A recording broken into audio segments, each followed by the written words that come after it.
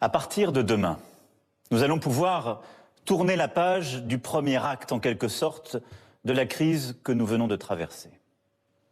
Dès demain, tout le territoire, à l'exception de Mayotte et de la Guyane où le virus circule encore activement, tout le territoire donc passera dans ce qu'il est désormais convenu d'appeler la zone verte, ce qui permettra notamment une reprise plus forte du travail et la réouverture des cafés et restaurants en Île-de-France. Dès demain, il sera à nouveau possible de se déplacer entre les pays européens. Et à partir du 1er juillet, nous pourrons nous rendre dans les États hors d'Europe où l'épidémie sera maîtrisée. Clore aujourd'hui le moment entamé avec le début du confinement n'avait rien d'une évidence. Si nous pouvons rouvrir le pays, c'est parce qu'à chaque étape de l'épidémie, chacun a pris sa part. Le Premier ministre et le gouvernement ont travaillé d'arrache-pied. Le Parlement s'est réuni, l'État a tenu, les élus de terrain se sont engagés. Le 16 mars, nous avons fait le choix humaniste de placer la santé au-dessus de l'économie en vous demandant de rester chez vous. Vous avez alors fait preuve d'un sens des responsabilités admirable.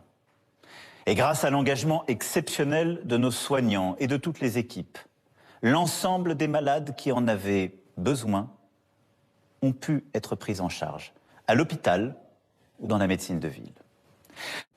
Nous pouvons être fiers de ce qui a été fait et de notre pays.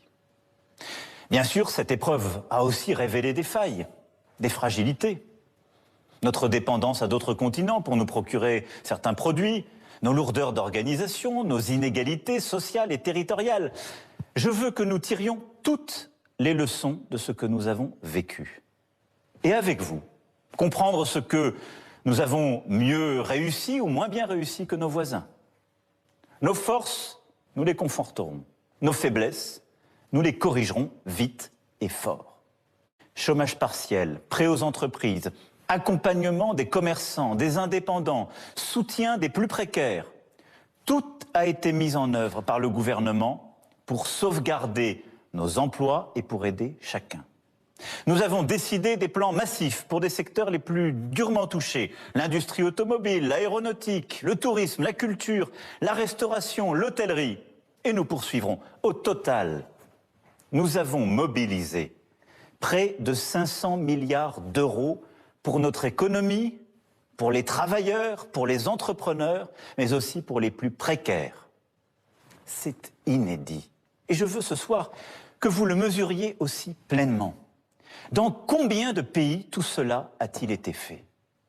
C'est une chance. Et cela montre la force de notre État, de notre modèle social et de notre économie. Ce plan de reconstruction se fera avec l'Europe, qui, après des débuts timides, s'est hissé à la hauteur du moment.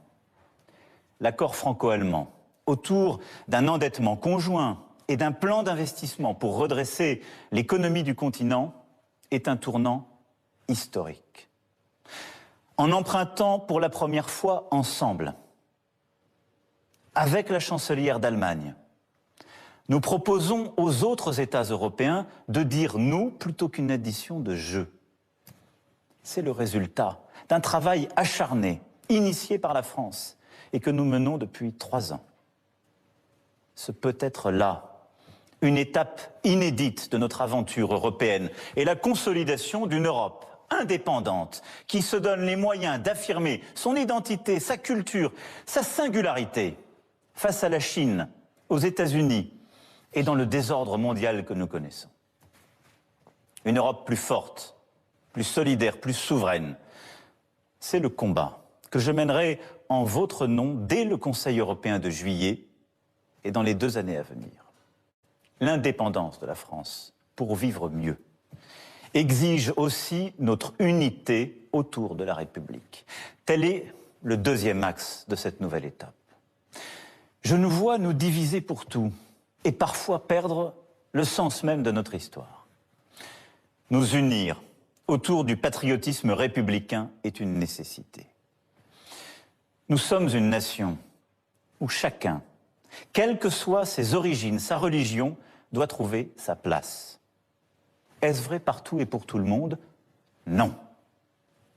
Notre combat doit donc se poursuivre, s'intensifier, pour permettre d'obtenir les diplômes et les emplois qui correspondent aux mérites et talents de chacun, et lutter contre le fait que le nom, l'adresse, la couleur de peau réduisent encore trop souvent dans notre pays les chances que chacun doit avoir.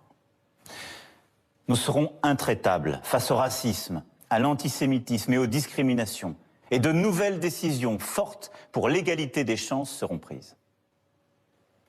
Mais ce combat noble est dévoyé lorsqu'il se transforme en communautarisme, en réécriture haineuse ou fausse du passé.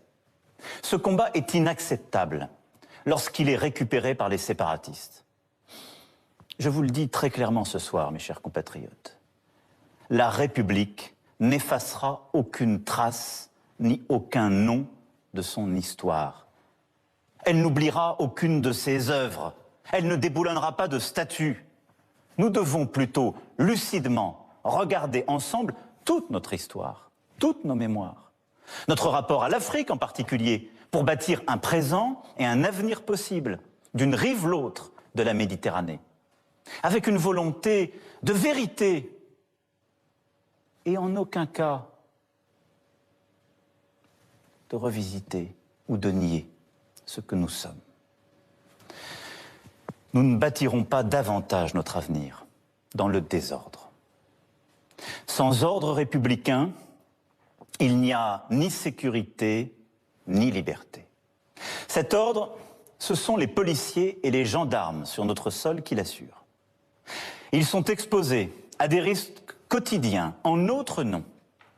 C'est pourquoi ils méritent le soutien de la puissance publique et la reconnaissance de la nation.